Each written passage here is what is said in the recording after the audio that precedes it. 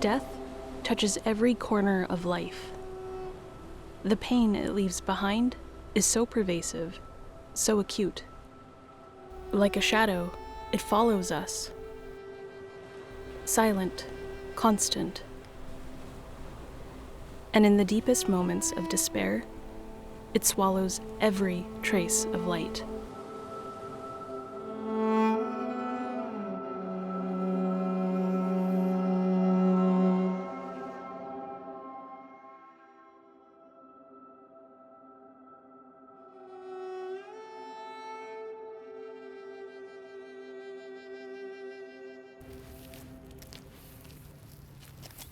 It's beautiful weather for a walk today, isn't it? Yeah, I'm glad. It's not going to be so great tomorrow. In 2024, Jeff Rideout met April Hubbard. Like many people today, they met online.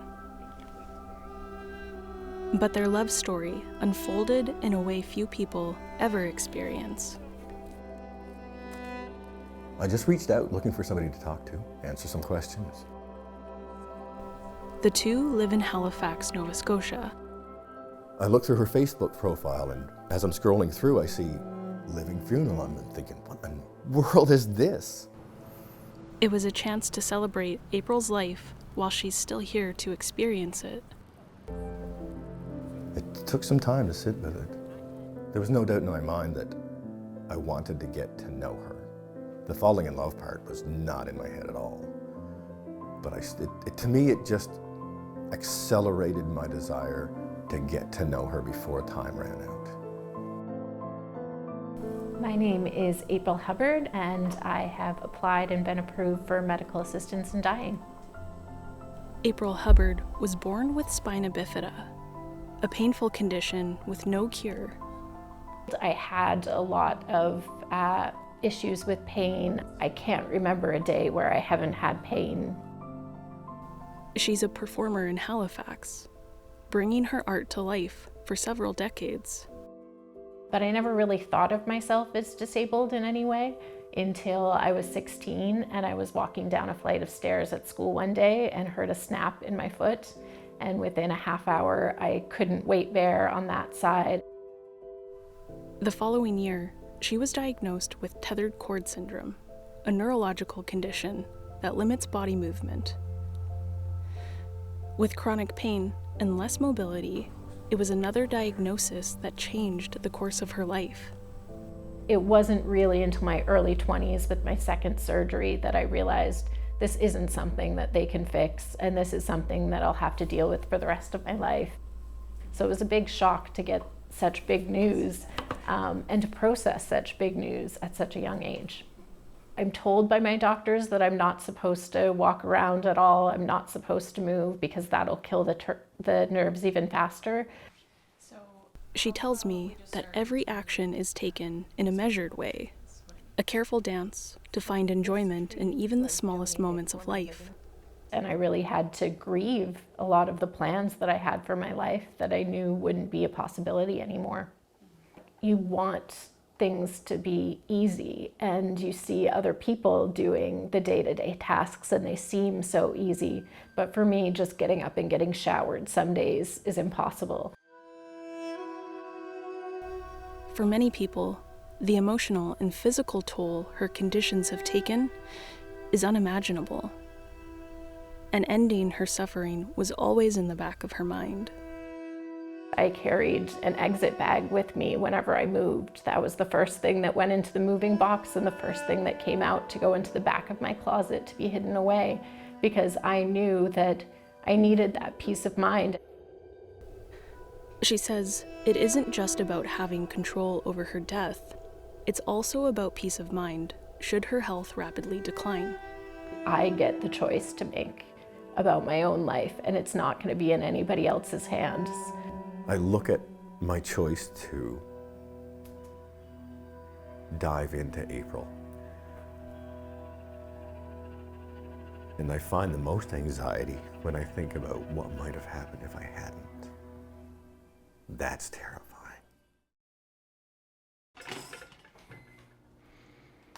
If we had had the potential of years and years together, I certainly can be more relaxed about it, but I don't have that option. In a matter of months, Jeff knew he'd have to brace for the heartbreak of it all. And yet, he can't help but wonder, what if things had been different? We often mourn the lives we could have had. What if we had met earlier? What if she hadn't been disabled? How many kids would we have had? Beneath the grief, he self-soothes by dreaming up alternate futures. He says it's like living another life, one where things turned out differently. But the reality is incredibly complex. How do you support April? What does that look like for you as a partner?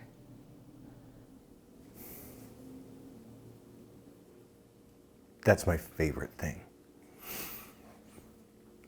It really is.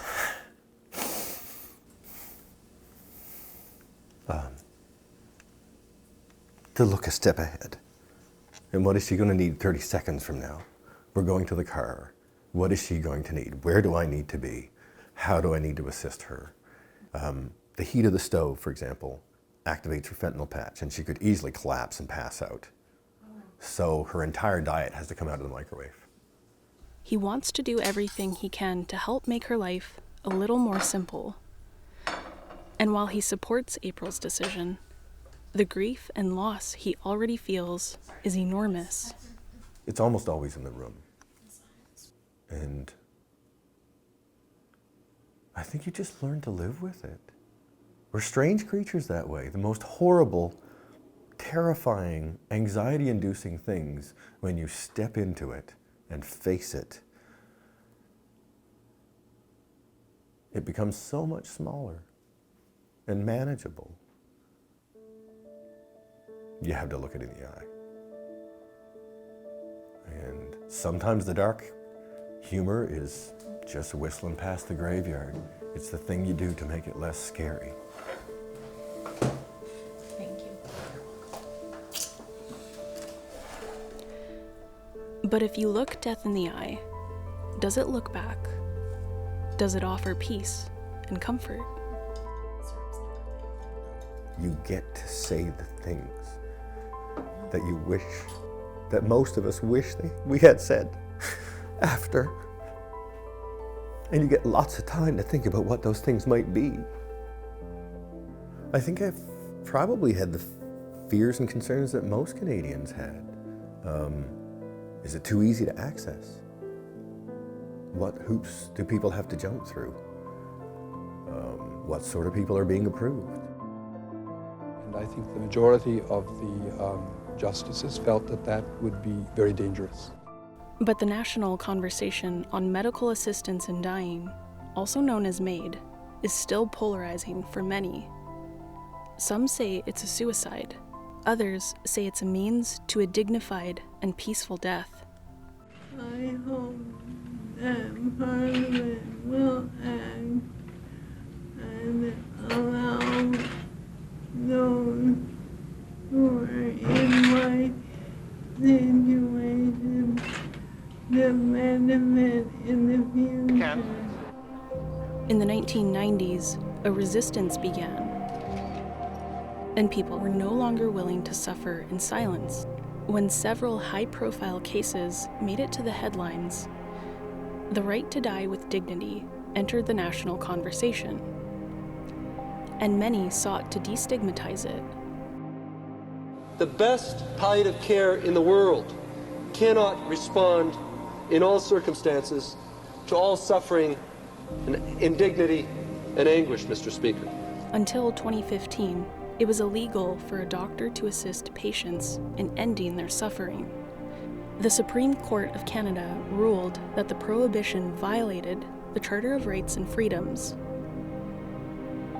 Since that landmark ruling, requests for MAiD have skyrocketed.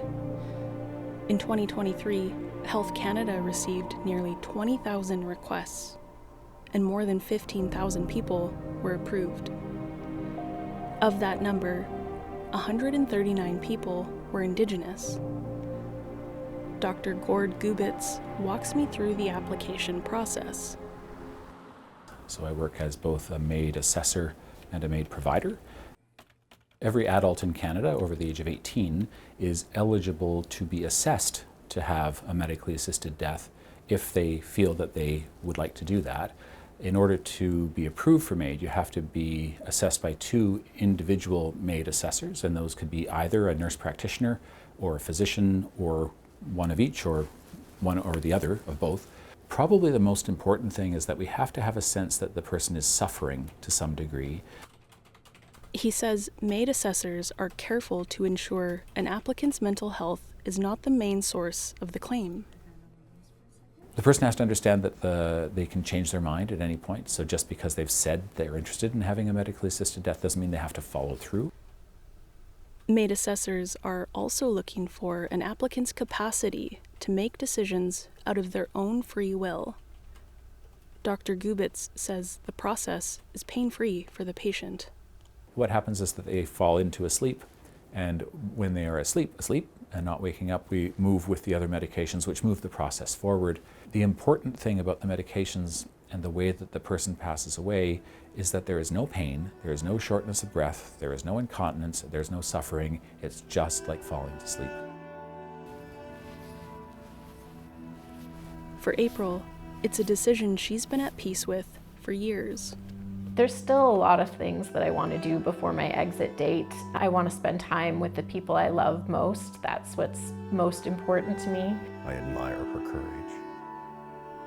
I am absolutely certain that it is the right decision for her.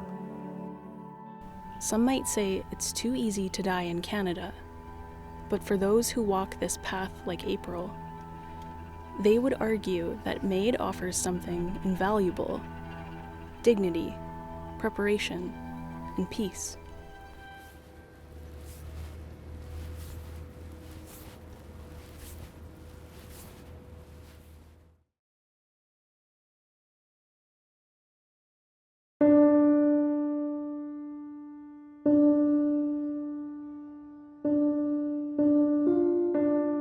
As part of my effort to understand the landscape of death and dying in Canada, I meet with Catherine Murphy in Eller's House, a quiet town in Nova Scotia.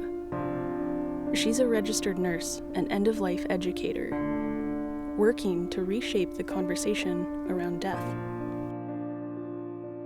I would build a really close relationship with my clients in developmental services, and my clients started aging and getting sick and dying. I know that it's possible to have a better death than what I've seen. When you say die well, what does that mean?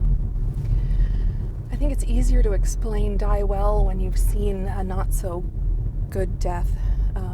It is possible to have a prepared and peaceful death, but if we don't talk about what is coming, what is inevitable, then people can fall into a very complicated grieving process, and that's something that we don't have to experience.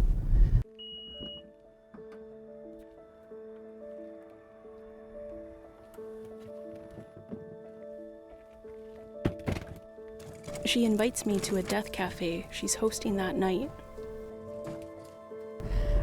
A death cafe is going to look different for whomever is attending.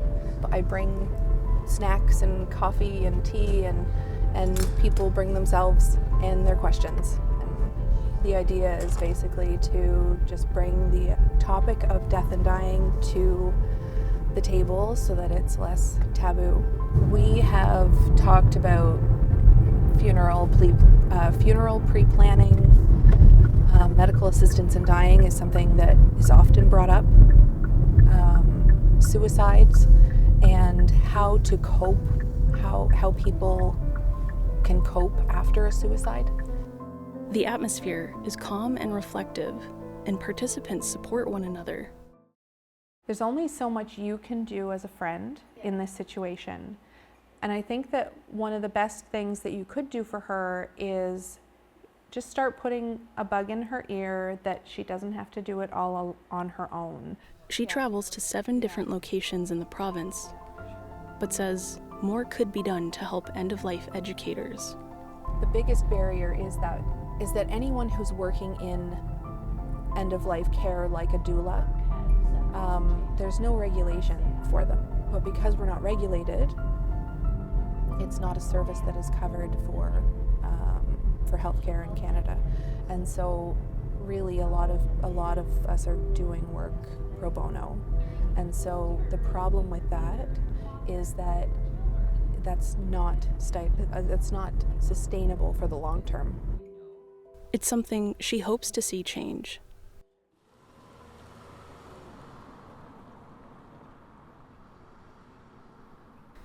In Member 2 First Nation, the end of life isn't feared. It's seen as a part of the natural cycle of life, something to be honored and celebrated. Teresa Sirocco brews a pot of tea before she begins to recount her years working as a palliative care nurse. Thank you so much. You're welcome. These mugs are beautiful. Thank you.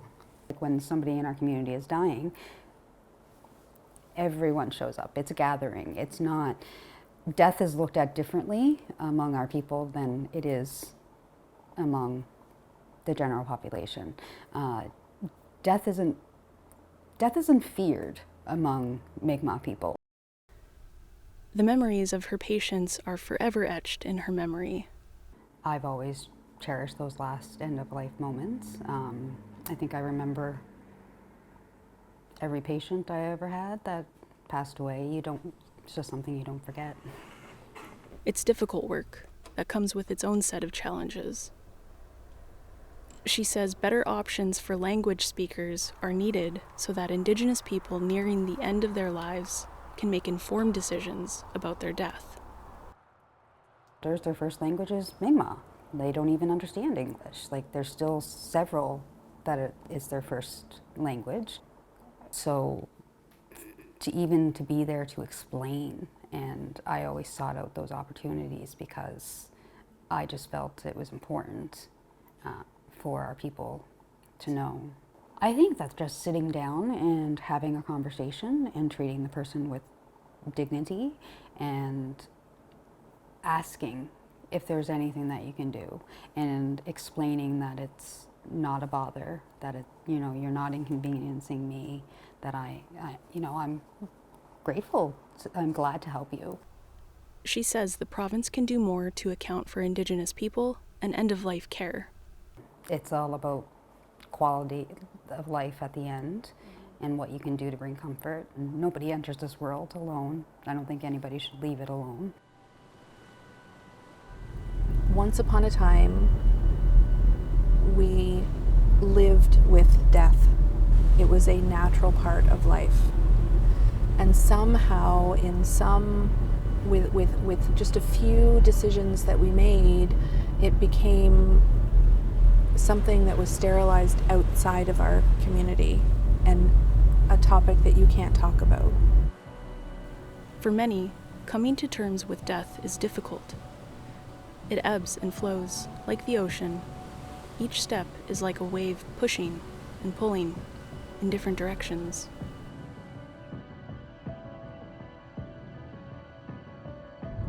When people in society connect MAiD to suicide, that stigma connects with it. We should have a right to decide what we want to do with our bodies when we're alive, and that includes medical assistance in dying. But once you experience a loved one who has decided to die by MAiD,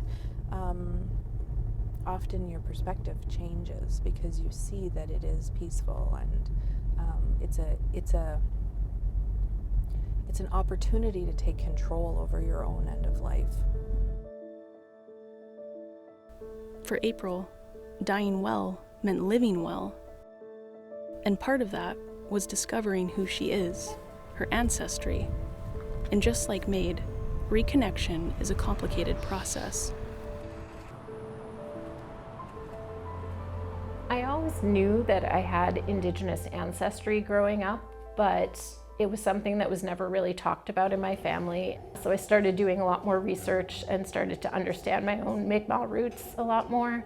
And it was at that point that I really built a personal connection. Yeah, and that's actually the community I was born in right there. So these are. I had learned a lot all along the way about my Acadian roots, but for many reasons, the Mi'kmaq side was hidden from us and wasn't really talked about in our family. So I had to figure out for myself what that meant. The road to reconnection is complex, one that's made more difficult by colonialism and lateral violence. At the moment when it really became the most important for me to understand my Mi'kmaq roots was when we lost my grandmother, because at that point I realized there was nobody left in the family that could really tell us what it meant to them and tell us about the family history and her experience. She'll never know the truth about why her ancestry was hidden. But for April, understanding who she is important to how she leaves this world.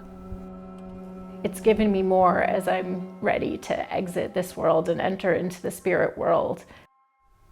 For most of her life, she's been searching for reprieve. And before the end of 2025, she says she will make the difficult decision to end her life. She's the most genuinely deep, good, kind, honest, pure humans I've ever known. There was something about her.